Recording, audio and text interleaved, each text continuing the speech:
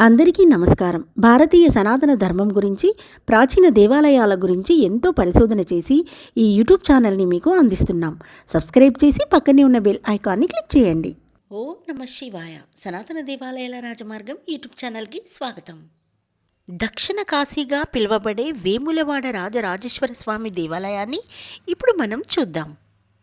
ఎంతోమందికి కులదైవం రాజన్న. ఎక్కడ ఏ పుణ్యక్షేత్రానికి వెళ్ళాలన్నా ముందుగా ఈ స్వామివారిని దర్శించుకుంటారు. అంతటి ప్రసిద్ధి ఉన్న ఈ ఆలయాన్ని ఇప్పుడు మనం దర్శించుకోబోతున్నాం.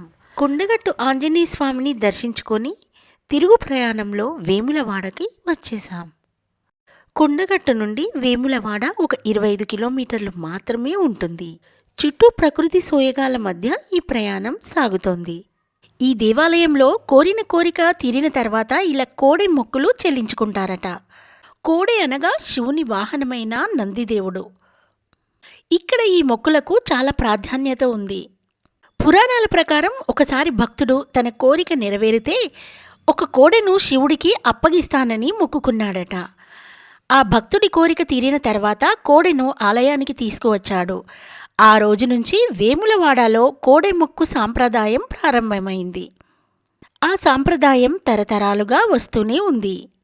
ఈ కోడె మొక్కులు చేస్తే సంతాన సమస్యలు తొలగుతాయని, వివాహం అడ్డంకులు తొలగుతాయని, వ్యాధులు నయమవుతాయని, కుటుంబంలో శాంతి ఐశ్వర్యం కలుగుతుందని భక్తుల నమ్మకం.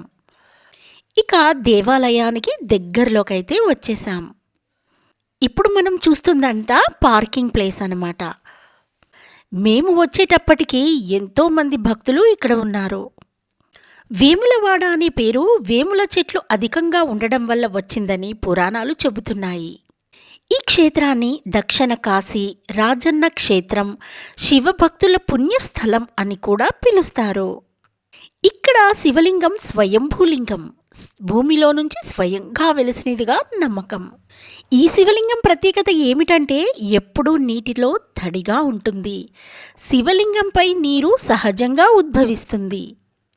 వేములవాడ రాజరాజేశ్వర ఆలయం క్రీస్తు శకము 8వ 10వ శతాబ్దాల మధ్య వేములవాడ చాళుక్యుల కాలంలో అభివృద్ధి చెందింది. ఈ దేవాలయాన్ని బుద్ధిగ బుద్ధరాజు, అరికసరి నరసింహుడు అనే చాళుక్య రాజులు విస్తరించారు. ఇంకొక పురాణ కథనం ఏంటంటే బుద్ధిగ బుద్ధరాజు ఒక భయంకరమైన వ్యాధితో బాధపడుతుండేవాడట. అనేక వైద్యులు సంప్రదించినా రోగం నయం కాలేదట. అప్పుడు వేములవాడలోని శివుడికి భక్తితో సేవించగా రాజరాజేశ్వర స్వామి కృపతో వ్యాధి పూర్తిగా నయమైందట. ఆ తర్వాత రాజు ఈ ఆలయాన్ని మహావైభవంగా నిర్మించాడు. ఈ ఆలయం ద్రావిడ శైలిలో నిర్మించబడింది. నల్లరాయితో శిల్పకళ అందంగా ఉంటుంది. ప్రధాన గర్భగుడిలో రాజరాజేశ్వర స్వామి చుట్టూ ప్రాకారాలు, మండపాలు ఉన్నాయి. కానీ ఇప్పుడు ఈ ఆలయాన్ని తీసి మరీ పెద్దగా కడుతున్నారు. ఈ దేవాలయంలో శ్రీ రాజన్న స్వామి, భద్రకాళీదేవి, లక్ష్మీ గణపతి, అన్నపూర్ణాదేవి ఉన్నారు. ఈ వేములవాడ దేవాలయంలో అత్యంత ప్రసిద్ధమైనది కోడెమొక్కు.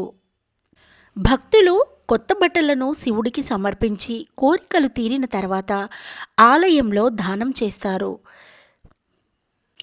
ఇక్కడ మహాశివరాత్రి, కార్తీక మాసం, సోమవార అభిషేకాలు అత్యంత వైభవంగా జరుగుతాయి. లక్షలాది భక్తులు ఈ రోజుల్లో దర్శనానికి వస్తారు. ఇప్పుడు నిర్మిస్తున్న కొత్త ఆలయం పెద్ద గర్భగుడి, విశాలమైన మండపాలు, క్యూ లైన్ సిస్టమ్, భక్తుల సౌకర్యాలు భవిష్యత్తులో 50-100 ఏళ్ల అవసరాలను దృష్టిలో పెట్టుకొని శాస్త్రోక్తంగా నిర్మిస్తున్నారు.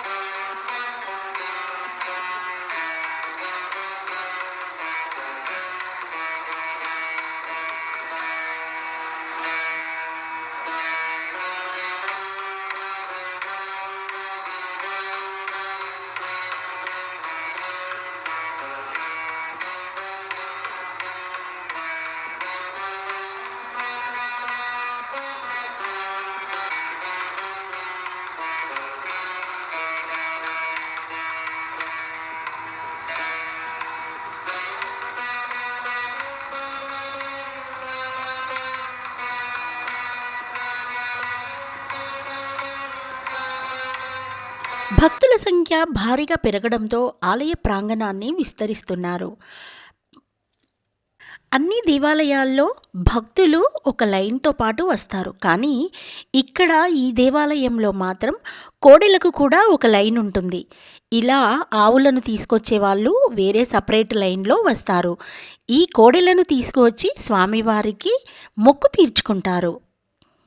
ఈ దేవాలయం దగ్గర అన్నదాన సత్రం ఉంటుంది. డార్మెంటరీ రూమ్స్ ఉంటాయి. తక్కువ ధరలో గదులు కూడా దొరుకుతాయి.